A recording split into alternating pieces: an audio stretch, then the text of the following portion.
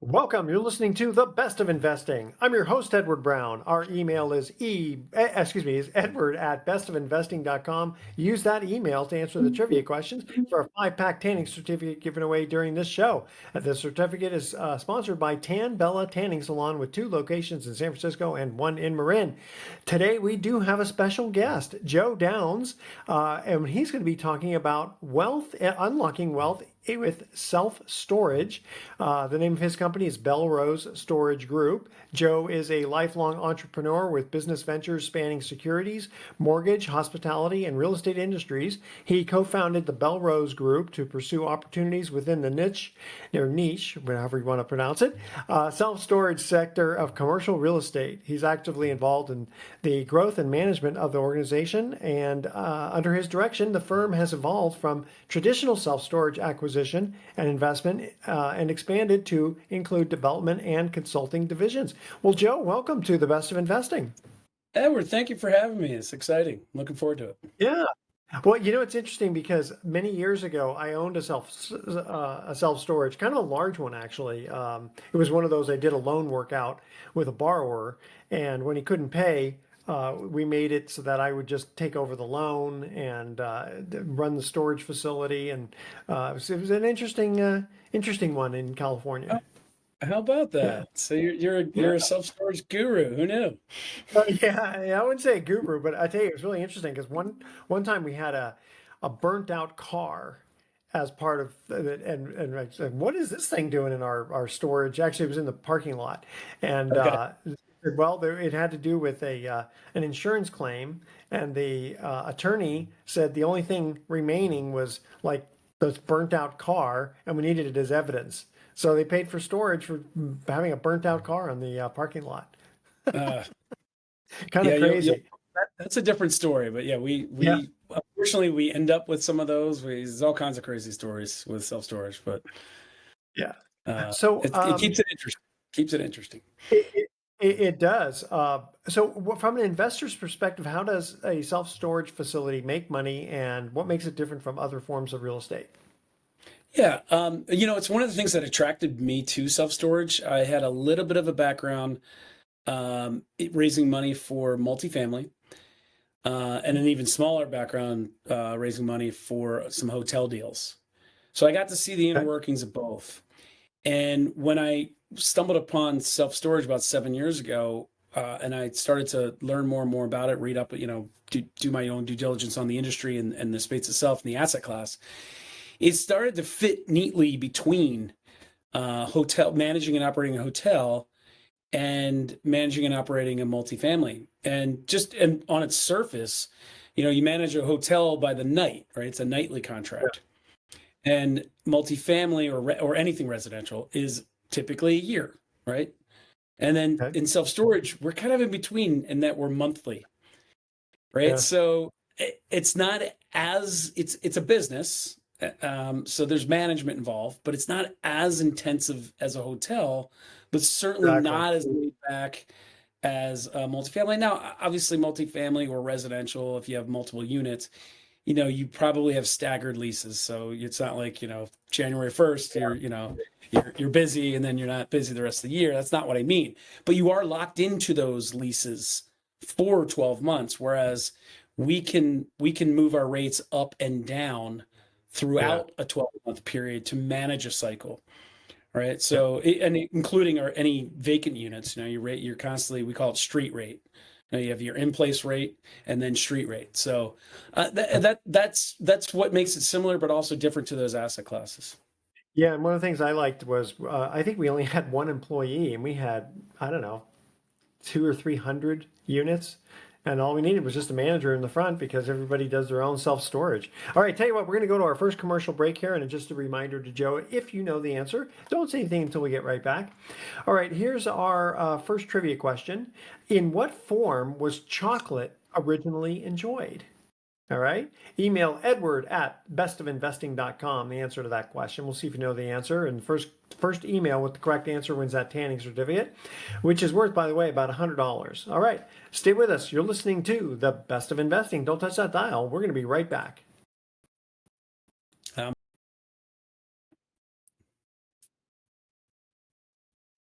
Welcome back to the Best of Investing. I'm Edward Brown, your host, along with my special guest, Joe Downs. We're talking self-storage, but let's go to the first trivia question. In what form was chocolate originally enjoyed? What do you think, Joe? Do you know the answer? If I'm allowed to guess, I'm going to say liquid. Liquid. That is correct. It was actually a bitter drink by the Mayans, I believe it was. I do want to make a mention here. So this is kind of interesting. We call it Drinksgiving, or we don't call it, but they call it Drinksgiving and Blackout Wednesday.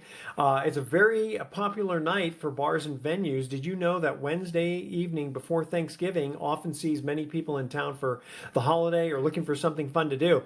So Rob Spinoza from San Fran Halen, he actually plays Eddie Van Halen in the it's a tribute band. They're playing at the Hop Monk in Novato on Wednesday before Thanksgiving, November 26th.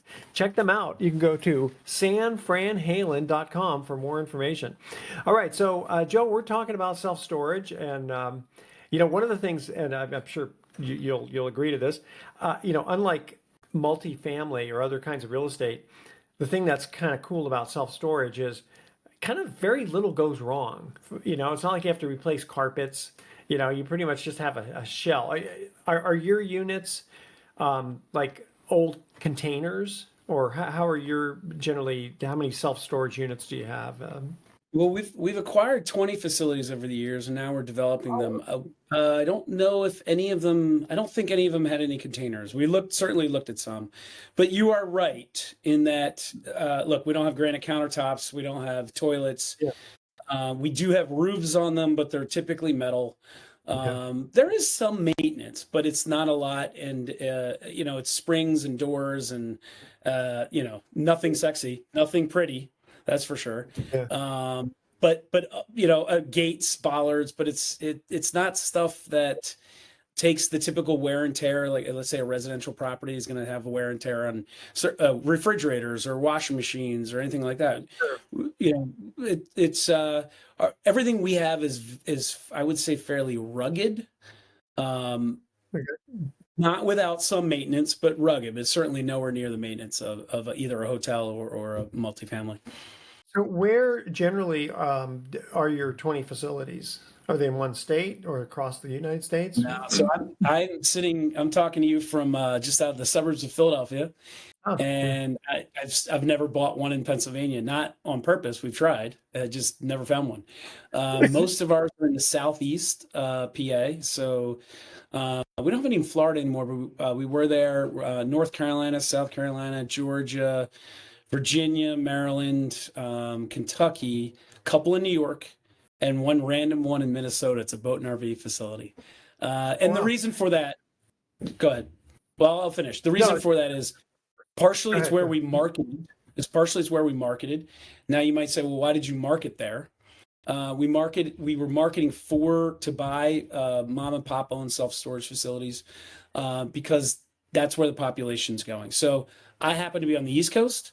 Population on the East Coast is generally going southeast. If I lived in San Francisco, I would probably be talking to you about owning in Arizona and Texas and Southern California, places like that. So it's the populations on the West Coast go southwest, East Coast go southeast, and that's just what was the guy's name who robbed all the banks? Willie Sutton. Why do you rob banks? Because that's where the money was. Sure, Sutton, yeah. That's why that's where the people are going. Gotcha. Yeah, it is really interesting. I remember thinking way back when we owned this one in the early 2000s, I think it was. We were a little concerned about files, stuff like that attorneys have. Everything's getting digitized, but are you finding more of your tenants are like typical just people who move a lot and are temporarily doing their furniture? I would say it's the lion's share is transitional people. So the 4Ds, divorce. I always get these wrong. Darn it. I apologize.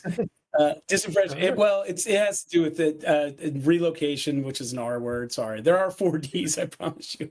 But they're very normal living reasons, right? Typically, and that's probably the bulk of it. Do you have businesses that are storing files? Sure, probably less to your point because they're becoming more digital. Although there's regulations for a lot of businesses that they have to store files for 7 years, so you do still have that.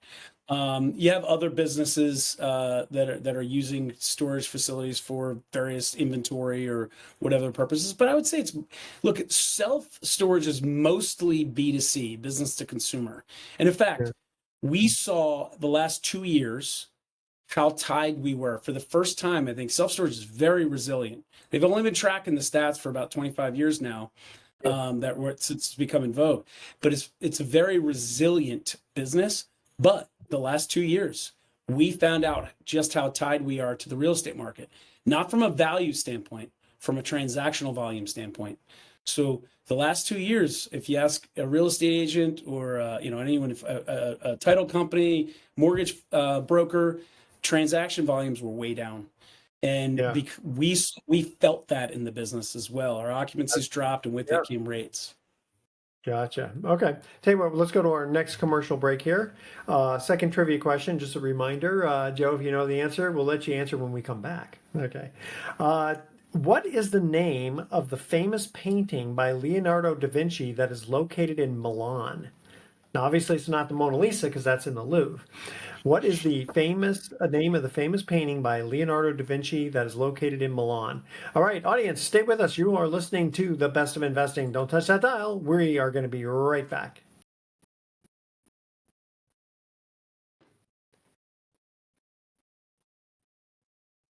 Welcome back to The Best of Investing. I'm Edward Brown, along with Joe Downs. Our second trivia question, what is the name of the famous painting by Leonardo da Vinci that's located in Milan? This is going to be embarrassing because I'm coming off of a trip to Italy, and we were in Milan. And I don't think we went to, I'm going to take a guess. So is it The Last Supper? Yes, it is The Last Supper. Okay. Very good. Yeah, boy, you're 2 for 2. Holy smokes, Batman. I got lucky now, on let me that ask one. Now, do you do the 20 facilities, the storage facilities you have? Do you do like syndications, like each one's on its own, or how do you do your business? Great question. So the first 19, first one we did not syndicate. It was our money with one other partner. I had 2 partners in the business. I now have 1. The next 18 were all syndications. Okay. 20th was sort of a syndication. Here's what happened in between. We realized we're not good at syndicating. We're good at sourcing deals. We're good at operating, underwriting, evaluating, operating, close. To stop and have to go raise money, it was a whole nother job and business. And in fact, there's other industries out there that do nothing but that. We just looked in the mirror after 5 or 6 years of beating our head against just being able to close every time in a facility because you're raising that equity under the gun on the clock. And we looked in the mirror and said, what are we doing? We're not good at this. And so we turned over to, we've like 2 different small institutional players that will raise the money for us now. They bring all the equity. So the answer to your question is yes, a lot of them were syndicated. It's just not what we're doing these days. We're good at sourcing them, evaluating, underwriting. We actually teach and coach people how to buy self-storage now through Scott Meyer's Academy. And we're having a ton of fun doing that. We kind of came back to our unique ability, what we're good at and what we're not good at. And if there's a life lesson there, just do what you're great at. It's the Dan Sullivan book, Who Not How. Spend time operating within your unique abilities and not what you're not good at. It's almost like put all your eggs in one basket and watch that basket. So from an investor standpoint, they would invest in like a 506 Reg D fund, I presume. And yes. What kind of cash distributions were being handed out on something like that? On a storage facility. Every deal was a little different. They were typically like they would carry like a 7 to 10% preferred return, and Okay. then on the back end, investors were looking, for 15 to 20% IRRs. And were your facilities all cash or were they leveraged? Oh no, they're leveraged. Yeah, we would go in at about 65% LTV. Okay. Okay. Fair enough. All right. Yeah. And why has self-storage become such a fast-growing part of real estate? And do you see the growth continuing? I do, for a number of reasons. Why has it become? I think because of our consumer nature of a society, and I think we're all closet hoarders. It's at some point. Not all of us. Some of us. I'm not. And isn't I'm that Gen funny? X. You know, yeah. Well, I'm still part of the baby boomers, but yeah, it's Okay. funny. I looked at it and I said, you know, some people they're just so attached to like an old desk or something, and it's like the Yeah. desk is worth $200, and they're spending $2,000 a year, in storage, and it's like that desk must mean a lot to you. Yeah, we see it all the time, and I joke with people like I just said a second ago. I've never rented storage ever. I have a house with an attic, a basement, and a garage. I kind of look at it. If I need storage, I got a problem. I do have a unit, a pod, sitting in my driveway who's doing a renovation, but Oh, that's yeah. it. Um, Yeah. but what you do have is you nailed it. You have people that are attached to things, or sometimes it's generational. So, Yeah. parents will save stuff for their kids. They don't want it in their house. They'll put it in storage and say, the sideboard, the desk, the antique Yeah. this, your grandmother's, china, whatever it was, goes into storage. And it's kind of sad, but the kids come along and go, I don't want this. Yeah. And And they're throwing it I don't out and know tossing. what's like is a typical storage like 8 by 10? 10 by 10 is the 2 bedroom apartment of storage, is what I say.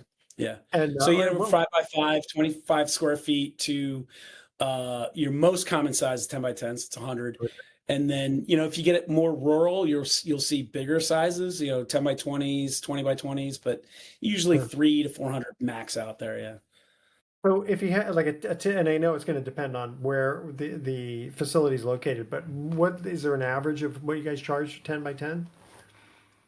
It definitely depends on where it's located, but I would say the industry average of a 10 by 10 is probably pushing 80, 90 Yeah. cents a square foot right now. So, Yeah. 80, $90 a month. Okay.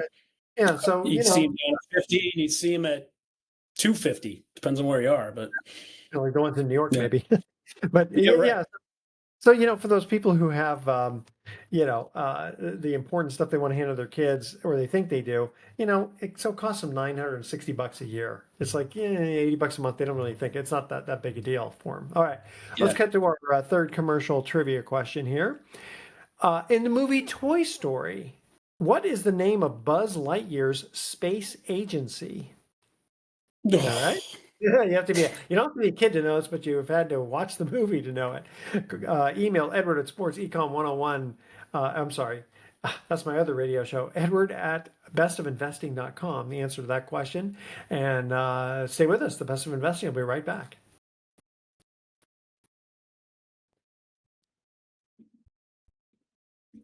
Welcome back to the Best of Investing one more time. I'm Edward Brown, your host, along with my special guest, Joe Downs. We're talking self-storage investments here.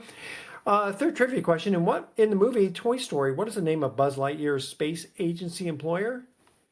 What do you think, Joe? I'm going to plead the fifth on this one. You got me. I have no idea. Star Command. So What is it called? Yeah, Star Command. You had to see the movie in order to know Star Command. All right. I mean, to infinity and beyond, but that's what it's saying. All right. We do have a silly joke of the week. A gorilla walks into a bar and orders a scotch. The bartender thinks a gorilla knows nothing about the prices and charges him $100 for the shot. After a few minutes, the curious bartender says, we don't get many customers in here who are gorillas. And the gorilla responds, at $100 a shot, it's no wonder. I thought you'd like that one. All right. I appreciate that. Now, how has technology like online rentals, contactless entry, or security systems changed the way the industry operates? Well, I mean, a paradigm shift. So COVID was an interesting time. I always say COVID giveth and COVID taketh away in the self-storage industry. But one of the things Yeah. it gave that stayed was contactless entry and the adoption of Oh, yeah. technology, not just by the operators, but by the customers, right? So Yeah. we were deemed an essential business, but we couldn't deal with you face to face, obviously, right? So Yeah. not only did we have to provide ways for you to rent units or check or pay if we didn't have a way for you to pay before through some sort of digital method, we had to provide it, and that turned out to be one of the blessings of storage Yeah. for a lot of operators. Some people were already there because it was coming, but it was just gasoline on that fire. So from an employee standpoint, this is not great news for people who had jobs there, but great for profitability. We manage a lot of facilities now using technology with no one there. Right. So, in fact, one of the things we say is we take over a mom and pop facility, regardless of its condition before. Yeah. You can, once we take it over, you can find it on your cell phone. You can rent a unit on your cell phone. We require you to pay through a credit card or a debit card, but basically we call it auto pay, right? So it's auto every month. Yeah. And then we'll even have you attach tenant protection or insurance to that unit on top of that. So, and that was pre-COVID. Again, you had some operators doing that. Now it's every operator pretty much. There's very few that don't provide dollar move-in specials. Do you ever do any of those? So this is one of the unfortunate things is you have some of the REITs now are playing games with. I mean, they've figured out the algorithms and they're playing. It's legal. It's just not. It's not nice, and I think it's going to be a black mark in the industry. But they are doing dollar move-in specials or 90% off for 3 months, and then 3 months in, boom, your rate goes from. Let's say you were my competitor and you're the REIT and I'm $100 a month for my 10 by 10, and I'm just a small guy in the market. You're a REIT, you came in and offered $25 move-ins or dollar move-in and $25 for 3 months. But then in month 4, you go to $150. Now you can do the math for 6 or 7 months, you're the customer, you're still ahead of the game. But before long, you're not. And and then people somebody taking their stuff and moving it is pretty rare, isn't it? If they're going to move it, they're not going to another facility. They'll just move it out completely for whatever reason. Yeah, and that's the game they're playing. They're counting on retaining 3, 4, or 5 of those 10 move-ins, and then just repeat the process until they got 10 people paying $150 a month. In that example, it kind of does make sense. What are the biggest myths or misconceptions people have about self-storage? We see this all the time as coaches and mentors, like teaching people how to do it. And I see developers too. I'm a developer. I just build it. Please don't do that. There is this. I know it just looks like metal garages, and anyone can build it. And if you can build a beautiful palace, you can build. Yes, you can build it. That doesn't mean you know how to build it, what the specs should be, what the unit mix should be, how many 10 by 10s, how many 5 by 10s, how far apart should your drive aisles be, should you have bollards, what kind of roof should you use, where should you put the gate, where should you put the access code to the gate, do you need an office, does this area need climate control, not climate control, should you be drive up, 4-story? There are so many decisions people that need to be made, and that's just building it. How about if you're looking to buy it? Some people think, oh, I own multifamily. How hard can it be? There's multifamily without toilets. Well, if you don't know what you're doing, you might end up with multifamily without toilets. So you're like this. We did a deal one time in Oakland where it was a 500,000 square foot building. They were making cookies, and when the guy we lent money to got the deal, it was completely vacant. They just moved out, and he was thinking, what can I do with the bottom part of this? Because the ceilings weren't that high, and it's like nobody wants to rent underground. So he just built self-storage down there, and we were thinking, I mean, you can't get a big truck down there, but son of a gun, if he didn't make at least most of it work, But he just had like a build it and they were attitude. I've Yeah. seen it. You can make it work. You're limiting your customer base, right? So Oh yeah, for you know, sure. you're not putting up a truck. That means I'm putting stuff. Hopefully there was an elevator, but that means I'm putting stuff on a cart. I'm going down an elevator, and it Well, can be a pain in the neck. kind of drive down, so there was no Oh, you need could. to do it. But still, it was. We thought he was a little bit crazy, but it kind of worked. All right, we've got about 30 seconds before we have to go to our next one. For someone interested in investing, what makes self storage appealing compared to other? Well, we kind of covered that a little bit. Oh, you know what, Joe? How do people get a hold of you if they have questions about investing in self storage? Yeah, I mean, best way for me is email. Just I love getting emails from listeners and pointing them in the right direction, whatever direction that is. So it's Joe at belrose.am.com. That's BELROSE. A as an asset, M as in management.com. Very good. All right, audience, stay with us. The Best of Investing. We'll be right back with some closing comments. Don't touch that dial.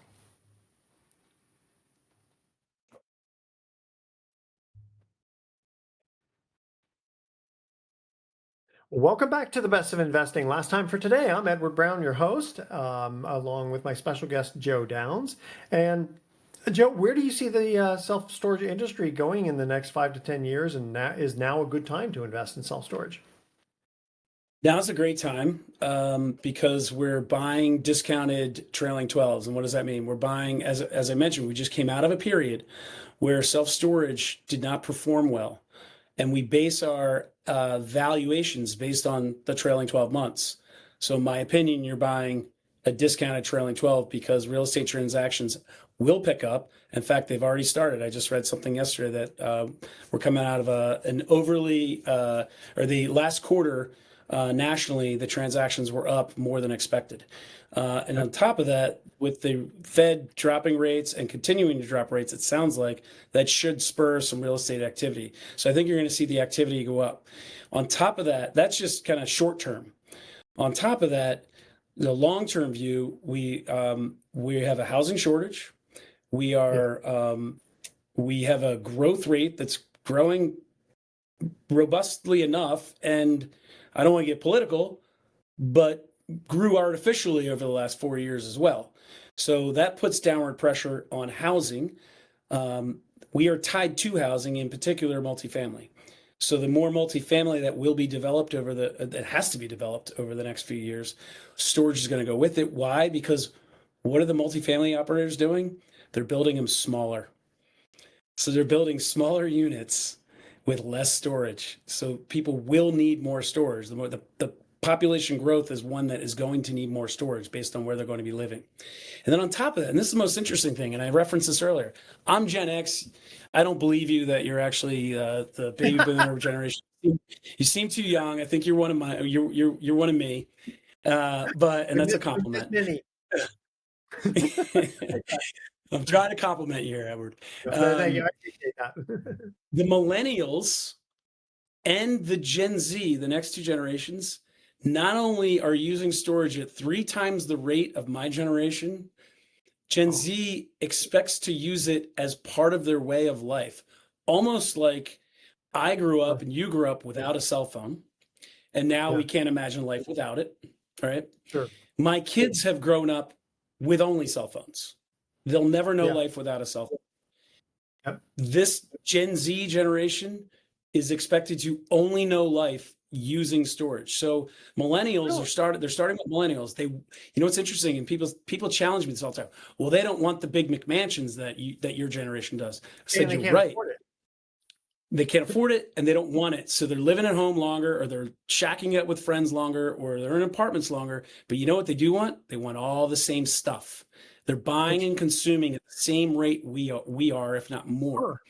But they got no place to put it. So no place to put it. And storage for them isn't I can't believe I'm going to rent storage. It's of course we're going to rent storage because we need a place to put the stuff. It's just a next cheap part of the rent, really. I mean, depends on how often people, we're going to have to cut out here pretty soon, but how often do you see customers accessing their storage facility? I got to think it's got to be more now than before. The number's coming down. It used to be every 4 months. Now it's trending closer to every month because they're using it more for day-to-day life, not day-to-day, month-to-month life. So we're definitely seeing an uptick in I in the frequency as the gates opening. That's how we measure it. yeah, exactly. And also, like, home businesses, they're all their own little mini Amazon type companies. And it's like, what else are you going to do with all your little inventories? You don't want it in your house. It's Exactly. cheap. Just get, yeah, especially if it's only like It's all on the rise. It's all on the rise, and the paradigm shift is going to continue. very good. All So right. I'm Well, bullish Joe, short term and long. okay. Well, no, I can see why. Joe Downs from Belrose, thank you so much for joining us on the Best of Investing. We're going to give our thoughts to the day now. So here's our thoughts. I correct autocorrect more than it corrects me. Isn't that true? You correct, don't you correct autocorrect more than it corrects you? Sometimes you do in your phone and you're realizing. That, And the other that part, right there, sir, is a Jack Handy that's deep what- thought. If you know who that is. and anxiety is just conspiracy theories about yourself. And with that, I like tune in next week to the Best of Investing. We're going to be giving away more free prizes for answering trivia questions. Thanks for listening. On behalf of our team, I'm Edward Brown, wishing you the best of investing. So long.